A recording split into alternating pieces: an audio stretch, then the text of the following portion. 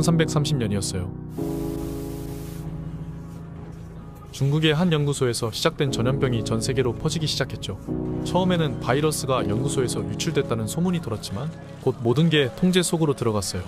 언론은 철저히 검열됐고 뉴스로 두려움이 삽시간에 퍼져나갔죠. 사람들은 마스크랑 생필품을 사기 위해 매장과 약국 앞에 길게 줄을 섰어요. 두려움이 사람들을 장악하자 각국 정부는 마치 약속이라도 한 듯 강력한 통제를 시작했어요. 사람들은 그 통제에 순응할 수밖에 없었죠. 정부는 곧 신약이 개발될 거라며 사람들을 안심시켰고 안전성이 검증되지 않은 신약이 신속하게 공급되기 시작했어요. 모든 게 사전에 준비된 것처럼 착착 진행됐고 신약을 복용하지 않으면 외출조차 할 수 없는 강력한 조치가 시행됐어요. 이건 거의 강제적인 신약 투여나 다름없었죠.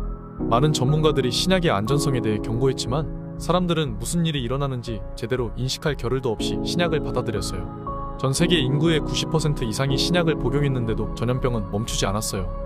이때 많은 사람들이 신약에 대해 의심하기 시작했고 투약을 멈춘 사람들도 생겨났죠.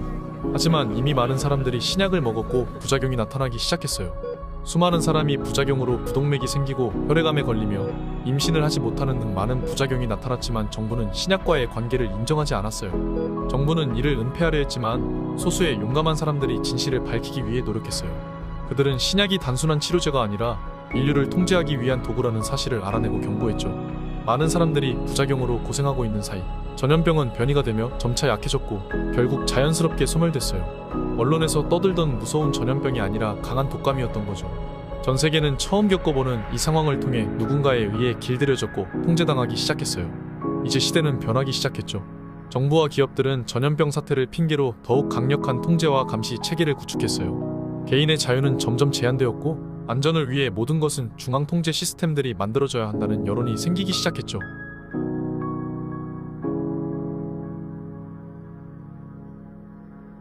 전염병이 소멸된 후 잠시 안정기가 찾아오는 듯했지만 전 세계는 점점 소용돌이 속으로 빨려 들어갔어요.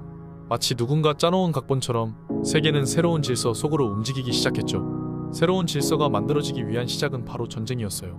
러시아와 우크라이나의 전쟁을 시작으로 세계 곳곳에서 전쟁이 나기 시작했어요. 한국과 북한은 언제 전쟁을 할지 모르는 불안감이 고조되기 시작했고 러시아와 우크라이나 전쟁이 끝나기 전에 이스라엘에서 전쟁이 시작됐어요. 이스라엘과 하마스의 문제가 점점 고조되었고 이 갈등은 레바논의 헤즈볼라까지 이어지기 시작했죠. 지정학적으로 가장 중요한 중동에서 전쟁이 일어나자 전 세계가 이 전쟁에 주목하기 시작했어요. 사실상 이스라엘 뒤엔 미국이, 하마스와 헤즈볼라 뒤에는 이란이 버티고 있었어요. 전쟁은 끝날 기미가 보이지 않았고 마치 새로운 질서는 톱니바퀴가 맞춰지듯 하나씩 진행되기 시작했어요. 하마스 뒤에 숨어있던 이란이 점점 속내를 드러내더니 이스라엘과 전면전의 구도가 그려지기 시작했어요. 미국의 만류에도 이스라엘이 물러날 생각이 없자 이란이 그의 동맹국들과 전쟁을 시작했어요. 수많은 탐색전이 오고 가는 동안 이란의 대통령이 사고사로 죽게 되는 충격적인 일이 벌어졌죠. 이스라엘은 전면 부인했지만 이란과의 관계는 걷잡을 수 없이 벌어졌고 결국 몇 년 뒤 이란은 이슬람 연합국들과 함께 이스라엘을 다시는 나라가 되지 못하도록 이스라엘 제거 작전에 나섰어요. 결과는 충격적이었어요. 수많은 연합국을 상대로 이스라엘은 충격적인 승리를 거두었고 이스라엘에게 유리한 중동평화협정이 체결됐죠. 이 전쟁을 통해서 이스라엘은 하마스와 가자지구의 땅을 다시 찾아오게 되었어요. 성경에서 말하고 있는 이스라엘의 땅을 다시 회복하게 된 거예요.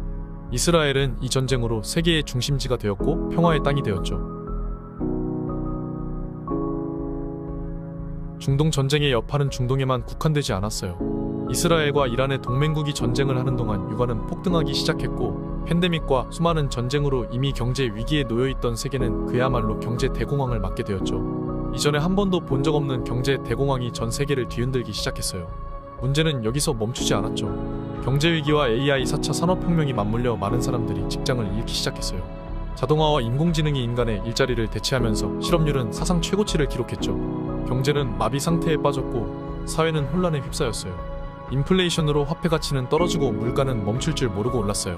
수많은 실업자들은 빚더미에 놓이며 희망이 보이지 않자 마약 중독과 자살이 이어지기 시작했어요. 그야말로 혼돈의 도가니였죠. 세계 경제대공황 가운데 세계 경제를 책임지는 경제 지도자들이 모여 대책을 마련하기 시작했고 그들은 몇십 년 전부터 준비해온 한 가지 대안을 말했어요. 그레이트 리셋이었죠. 걷잡을 수 없는 경제를 새로운 시스템으로 리셋하며 전 세계 통화를 합치고 경제가 휘청거리지 않도록 중앙 시스템에서 관리하자는 거였어요. 이전 같으면 수많은 사람들이 들고 일어났을 말들이 인류의 85%가 빚더미에 앉아있는 사람들에게 희망으로 들려지기 시작했죠. 이로써 새로운 신세계 질서로 세계는 한 발자국 더 다가섰어요. 그 세계가 어떤 세계인지도 모르는 채로 말이에요. 경제 대공황 가운데 그레이트 리셋이라는 대안으로 수많은 여론이 돌아섰지만 쉽게 시작되진 않았어요. 그런데 그레이트 리셋이 시작될 수밖에 없는 상황이 터졌는데 그것은 인류 역사상 한 번도 없던 강력한 전염병이 시작된 거였어요. 몇 년 전 겪은 독감과는 비교가 안 되는 진짜 전염병이었죠. 수많은 사람들이 피를 토하며 죽기 시작했고 온 세계가 가족들의 죽음으로 통곡과 슬픔에 잠겼어요. 전 세계는 죽음이라는 단어에 무기력하게 당할 수밖에 없었고 슬픔의 흑암이 전 세계를 덮기 시작했죠. 몇 년 전의 경험이 있음에도 사람들은 두려움의 신약을 찾기 시작했고 정부의 통제를 따르기 시작했어요. 전 팬데믹과는 비교가 안 될 정도로 상황은 심각했고 전 세계의 정부가 하나가 되어 전염병을 대처했지만 역부족이었어요. 결국 이 전염병으로 인구의 3분의 1이 죽었어요. 전 세계는 패닉에 빠졌고 그레이트 리셋을 선택할 수밖에 없었죠.